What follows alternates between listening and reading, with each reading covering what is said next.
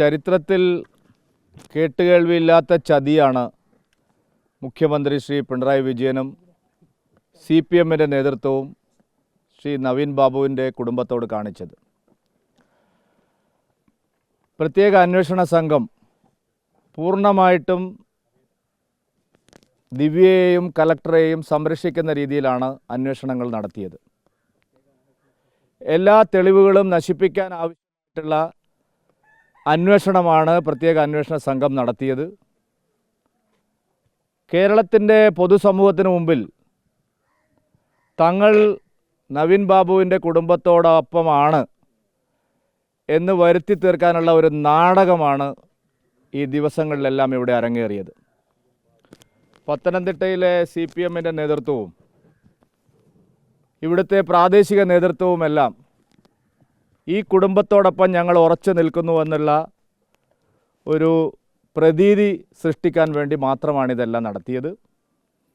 ആദ്യഘട്ടം മുതൽ മുഖ്യമന്ത്രി ശ്രീ പിണറായി വിജയനും CPM സംസ്ഥാന സെക്രട്ടറി MV ഗോവിന്ദനും കണ്ണൂരിലെ പാർട്ടി ഘടകവും കൊലയാളികൾക്കൊപ്പം തന്നെയായിരുന്നു.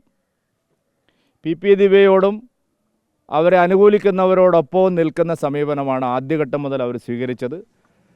പക്ഷേ സാമൂഹ്യ മനസാക്ഷിയെ നടുക്കിയ ഈ ദാരുണ സംഭവം, അതിൽ ഞങ്ങൾ കുടുംബത്തോടൊപ്പം ഉണ്ടാകും എന്നൊരു പ്രതീതി സൃഷ്ടിക്കാനാണ് ഇത്രയും ദിവസം അവർ പരിശ്രമിച്ചത്.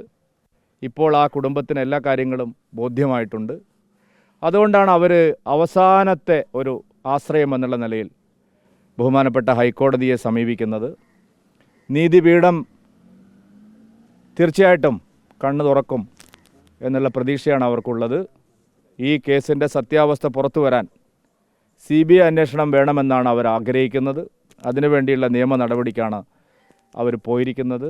അവർക്ക് ആ നീതി ലഭിക്കണമെന്ന് തന്നെയാണ് എല്ലാവരും ആഗ്രഹിക്കുന്നത്.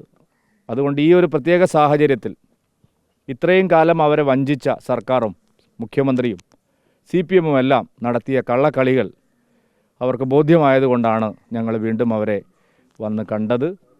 കേരളത്തിൻ്റെ പൊതുമനസാക്ഷി ആ കുടുംബത്തോടൊപ്പമുണ്ട്. പക്ഷേ CPMും പിണറായി വിജയനും വലിയ ചതി, ചരിത്രത്തിൽ ഇന്നേവരാരും കാണിക്കാത്ത ചതിയാണ് ആ കുടുംബത്തോട് ചെയ്തത്. ഈ CBI അന്വേഷണം വേണമെന്ന കുടുംബത്തിൻ്റെ ആവശ്യത്തിനൊപ്പം BJP നിൽക്കുമോ? ഇക്കാര്യവുമായി ബന്ധപ്പെട്ട സഹായങ്ങൾ അല്ല, ഇത് തീർച്ചയായിട്ടും എല്ലാവരും CBI അന്വേഷിക്കണമെന്നുള്ള ആഗ്രഹമാണ് പ്രകടിപ്പിക്കുന്നത്. കേരളത്തിൽ ആരോട് ചോദിച്ചാലും ഈ കേസിൽ CBI അന്വേഷണം വേണം. അത് ബഹുമാനപ്പെട്ട ഹൈക്കോടതി കണക്കിലെടുക്കുമെന്നുള്ള പ്രതീക്ഷയാണ് ഞങ്ങൾക്കുള്ളത്.